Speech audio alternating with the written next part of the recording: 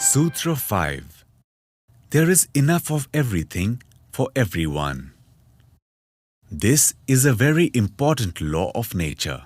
Everything is created in abundance. In your life and in everyone else's, everything has been created enough. This thought rule is simple.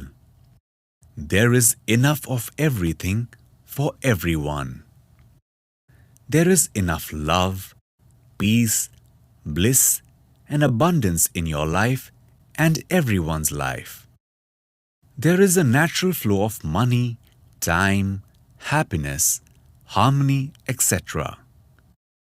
This is called the divine plan. It is the divine order of the universe, or simply the law of abundance in nature.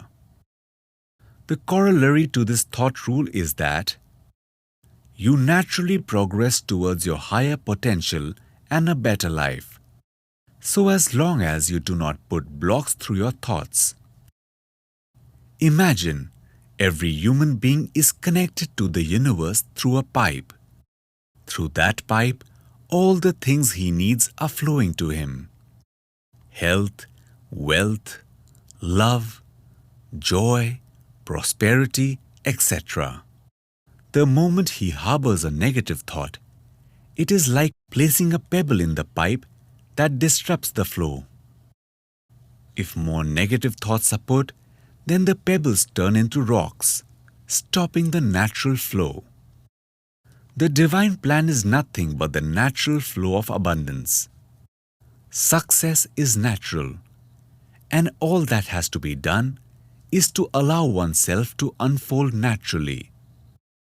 If there is no negative block being put, one will automatically progress towards the higher things in life.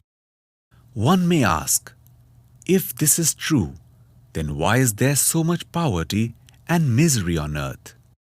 Why isn't everyone experiencing abundance? The secret again is thoughts. If a child is born in a poor family and harbors no negative thoughts, he will automatically progress towards prosperity and abundance. Even if his focus is a little more positive than negative, he will attract the best in life. This is one of the reasons there are so many rags to riches stories. However, instead of thinking positively, impoverished people can't help but think of poverty more and more. That is why it can be said that the poor get poorer while the rich get richer. However, there are always exceptions. There were 5 brothers who came from a very poor family. Their father was a petrol pump attendant whose job was to fuel the vehicles that lined up at the gas station. The father led a miserable life, thinking, "Why am I so poor? Why don't I have a car? When will my misery end?" He died a miserable death. The 4 boys were all offered a job at the gas station so that they could support their family. They were paid a pittance individually, much less than their father used to make, but collectively they were making a little more than their father. This is what happened to each of the 5 brothers. The eldest brother kept his focus on how they were being swindled and would continue to be poor, and that is what happened to him. He remained poor for the rest of his life. The second brother was a little different. His thoughts were, "One day I'll own a swanky car, but this life is miserable. I just don't know when I'll stop struggling." He became moderately successful and managed to own a car after many years of struggle. The third brother's focus was not just that he should own a car. He wanted to own a gas station himself. "It will just take some time," is what he would say to himself. Within a few years, he not only owned many cars, but became the owner of a gas station himself. The fourth brother was the most ambitious. His focus was on smooth and massive success. His thoughts were, "This petrol must be arriving from somewhere. I want to be the owner of the source of all that gas as quickly as possible." Within a brief period, because of this deep desire, he became the owner of a petrol refinery, a gas-producing company. The fifth brother was the wisest. His focus was not on material possessions. His thoughts were, "What is the secret of life? There must be some reason why some people are poor and others are not. What is the lesson my father never learnt? Why do some people in luxury cars seem miserable in spite of their luxuries? And why do some without those luxuries seem so cheerful? I want to learn to be happy." This brother met a number of wise men, first at the gas station itself, and then at various places. He started working for a wise man and became a great teacher himself.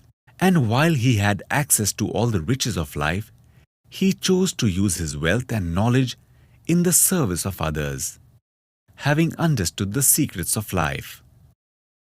This story explains the principles of the divine plan. All of them were presented with the same opportunity. Abundance, wisdom, and happiness were all flowing their way. Each one attained these to the extent of intensity of their desire, their direction of focus, and to the extent that their negative thoughts did not block their progress. If you do not think a single negative thought, that is enough. You will automatically be propelled toward physical vitality, mental growth, social harmony, financial abundance, and spiritual clarity. This is what the divine plan is all about. But since man thinks negatively, he needs to ensure that his focus is on the positive and not the negative. This practice may help you. Whenever you want something, you should vividly imagine it, clearly see it in your mind, and passionately feel it happening.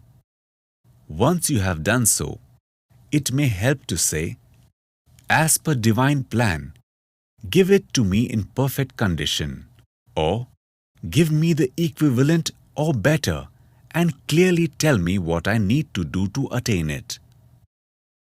The advantage to saying this master thought catchphrase is that you are open to all the higher things flowing from your divine plan. You may be seeking for something to happen in a particular way, but leave yourself open to receive the equivalent or better. Ask for it to happen in perfect condition.